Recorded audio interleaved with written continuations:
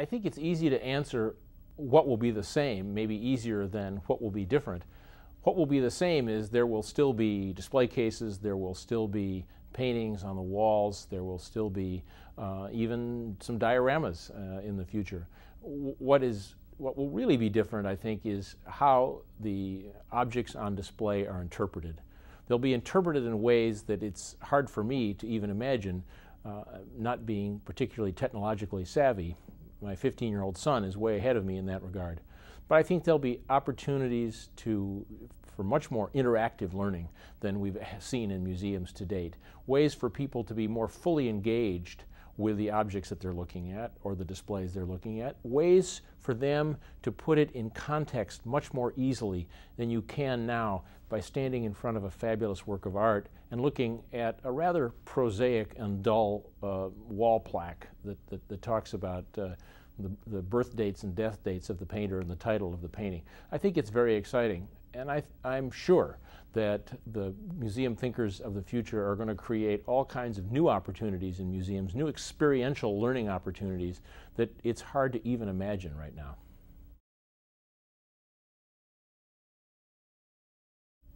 I think it'd be very dangerous to predict what kind of museums might go extinct in the future.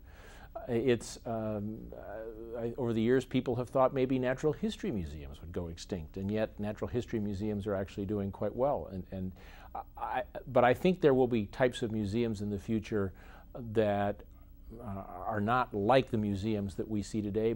Perhaps museums that are much more integrated, bringing together history, natural history, science, and art into some kind of an integrated fashion that allows for learning to go on at multiple levels and from multiple different directions all at the same time.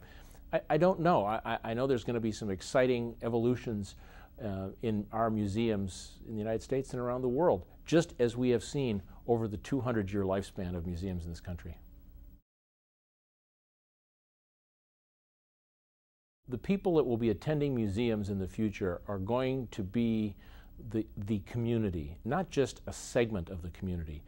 That the attendance at museums will look exactly like the makeup of the communities where they're located. That is, today, many new Americans and communities of color don't feel a connection to the museum. They may feel that there's nothing really in there for them. Many times the buildings convey a message of, well, this isn't for everybody.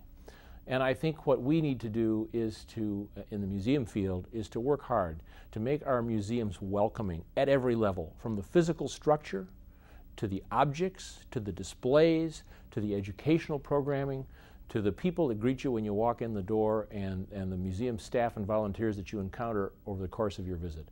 That's what we need to do to make museums look like our communities.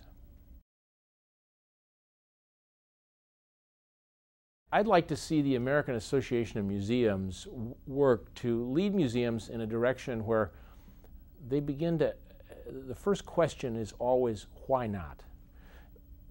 Why not offer creative educational programming in your museum space? Why not make your museum building available for English as a second language classes? Why not have a magnet school? Why not have opportunities for immigrants to learn about paths to citizenship, to get information that they need? Because museums are located in communities. They're central, and they can be a magnet for people and for people's lives, not just to come and see the museum, but to make that connection to community and to help them secure a better future. Museums can play a tremendously important role, not just in the educational piece that we think of traditionally, but in many other ways, in collaborations as well, collaborating with libraries, collaborating with other community institutions to strengthen community and to help people thrive and survive in our rapidly changing 21st century world.